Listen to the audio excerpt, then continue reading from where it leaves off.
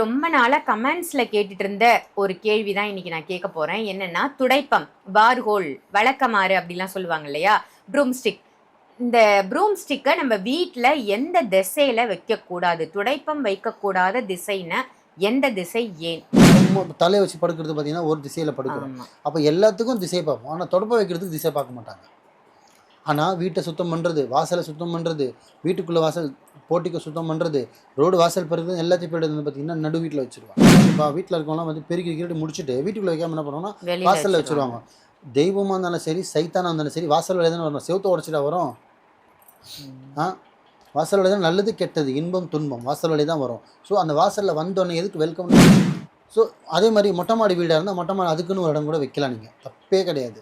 ஆனால் இந்த 4 முள்ளை வச்சிங்கனாலே வீட்டுக்கு என்னவே மைனஸ்ன்னு கேட்டிங்கன்னா, என்ன கெடுதல்னு கேட்டிங்கன்னா 10 பைசா தங்காது.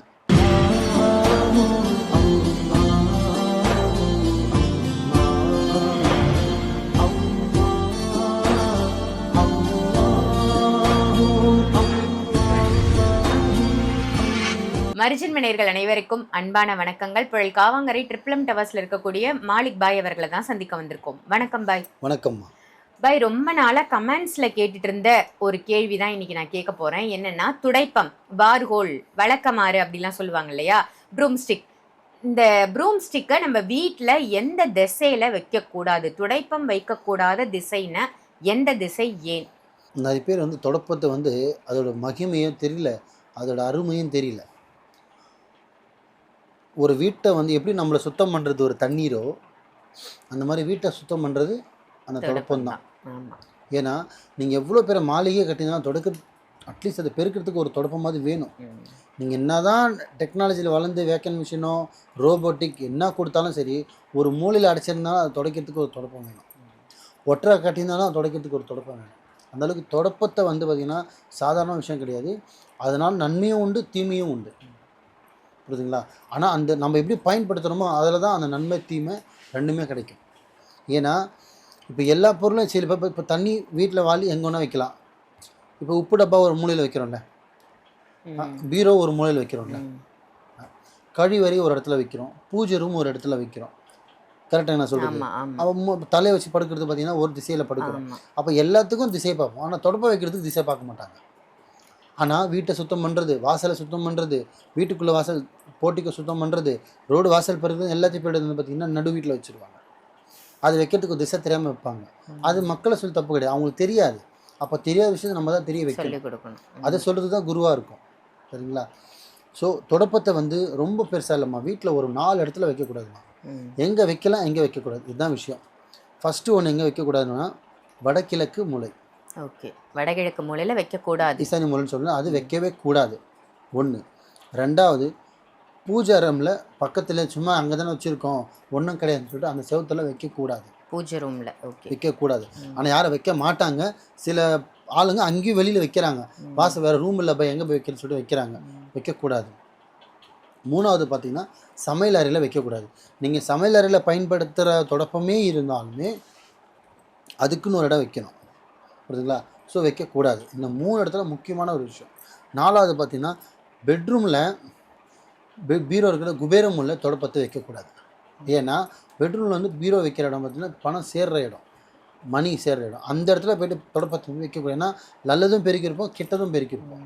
அதை வந்து அந்த இடத்துல வைக்கக்கூடாது. குபேரம் உள்ள இந்த 4 விதத்தில் வைக்காமல் இருந்தாலே போதும்.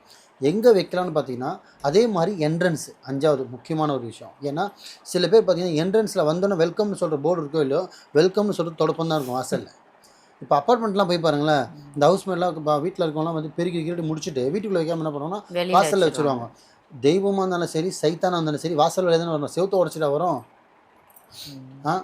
வாசல் வழி தான் நல்லது கெட்டது, இன்பம் துன்பம் வாசல் வழி தான் வரும். ஸோ அந்த வாசலில் வந்தோடனே எதுக்கு வெல்கம்னு வைக்கிறாங்க, வாங்க அப்படின்னு கூப்பிட்றது. எதுக்கு சாமி படம் வைக்கிறாங்க, எதுக்கு கண்ணாடி வைக்கிறாங்க, எதுக்கு குதிரை நாள் அடிக்கிறாங்க, எல்லாமே நல்லது கெட்டது வாசல் வழி தான் வரும். அப்போ அதே வாசலில் கரெக்டாக வந்தோன்னு செப்பல் ஸ்டாண்டும் அதே வாசல் எதிர்க்கு நீங்கள் தொடப்பத்தை வச்சிங்கன்னா அப்போ என்ன யூஸ் இருக்குது? எப்படி பர்க்கத்து வரும், எப்படி லக்ஷ்மி வரும்? அதனால் அதுக்குன்னு ஒரு இடம் அப்படி வைக்க முடியல, ஒரு பாக்ஸ் மாதிரி வச்சு மறைச்சி வைங்க. இவ்வளோதான் விஷயம். நீங்கள் ஃப்ளாட்டாக, ஏன்னா இப்போலாம் வந்து குருவி குடும்பம் தான் வீடே இருக்குது. அதனால் யாரும் தப்பு சொல்ல முடியாது. அதுக்குன்னு ஒரு இடம் வைங்க, அதுக்குன்னு ஒரு ஒதுக்குப்புறமாக வைங்க, கண்ணுக்கு படாமல் வைங்க, மறைச்சி வைங்க, அவ்வளோதான். ஸோ வாசலுக்கு நேரம் வைக்கக்கூடாது. இந்த 5 விஷயம் எங்கே வைக்கலான்னு கேட்டிங்கன்னா, வீட்டில் பால்கனினா பால்கனியில் வைங்க. ஸோ பால்கனியில் வைங்க. கார் பார்க்கிங் தான் அதுக்கு ஒரு மூலையாக டிஸ்டர்பே இல்லாமல் மறைச்ச மாதிரி வைங்க. ஸோ அதே மாதிரி மொட்டை மாடி வீடாக இருந்தால் மொட்டை மாடி அதுக்குன்னு ஒரு இடம் கூட வைக்கலாம், நீங்கள் தப்பே கிடையாது. ஆனால் இந்த 4 முள்ளை வச்சிங்கனாலே வீட்டத்துக்கு என்னவே மைனஸ்ன்னு கேட்டிங்கன்னா, என்ன கெடுதல்னு கேட்டிங்கன்னா 10 பைசா தங்காது. எப்படி வீட்டை நீங்கள் சுத்தமாக துடைக்கிறீங்களோ, இப்படி சுத்தமாக பெருக்கிறீங்களோ, அதுமாதிரி மொத்த சம்பளமும் மொத்த வருமானமும் பெருக்கிட்டு போயிடும். வடகிழக்கு மூலையிலும் வைக்கக்கூடாது, பூஜை ரூமில் வைக்கக்கூடாது, சமையலறையில் வைக்கக்கூடாது, வீட்டுக்கு என்ட்ரன்ஸில் வைக்கக்கூடாது. ஸோ பெட்ரூமில் வந்து குபேரம் உள்ள பீரோ பக்கத்தில் வைக்கக்கூடாது. இந்த 5 மூலையே எல்லாமே நீங்கள் வச்சிங்கன்னா இருக்கிறது எல்லாம் போயிடும். ஏன் அப்படின்னு தப்பாக சொல்லணும்னா இப்படி சொல்கிறேன்னு வச்சுக்காதீங்க, இருக்கிற ஃபேக்ட் சொல்கிறேன். சில பேருக்கு தெரியாமல் தப்பு செய்கிறீங்க, இனிமேல் தயவு செஞ்சு கொஞ்சம் மாற்றிக்கிங்க. ஏன்னா நீங்கள் கஷ்டப்பட்டீங்கன்னா அது எனக்கும் கஷ்டம்தான். ஏன்னா நம்ம இன்னும் ஃபாலோ பண்ணுற நபர்கள் எல்லாமே பார்த்திங்கன்னா நல்லா இருக்கணுன்ற ஒரு நோக்கத்தோடு தான் ஒரு வீடியோ பேசிகிட்டு இருக்கேன். வீடியோ பேசுகிறதா எனக்கு பெருசாக ஒன்றும் கிடையாது. வர கிளைண்ட் வந்து தான் இருப்பாங்க, போகிற கிளைண்ட் போயிட்டு தான் இருப்பாங்க. இறைவன் எனக்கான படி எனக்கு கொடுத்துட்டு தான் இருப்பான். ஆனால் என் மக்கள் நல்லா இருக்கணும், என்னை நாடி வரவங்க, என் வீடியோவை வரவங்க, என்னை பார்க்காதவங்க கூட இருக்கலாம், ஆனால் என்னை ஃபாலோ பண்ணுறவங்க லட்சம் பேர் இருக்காங்க. அந்த நபரில் ஒருத்தர் கூட இந்த ரீச் ஆகணும், இதை அவங்க பார்க்கணும், இதை அவங்க உணரணும், இதனால் அவங்க நன்மை நடக்கணும். அதனால தான் ஒரு வீடியோவில் சொல்கிறேன், இந்த ஃபாலோ பண்ணுங்க. நான் சொன்னது மட்டும் நீங்கள் ஃபாலோ பண்ணுங்கள்.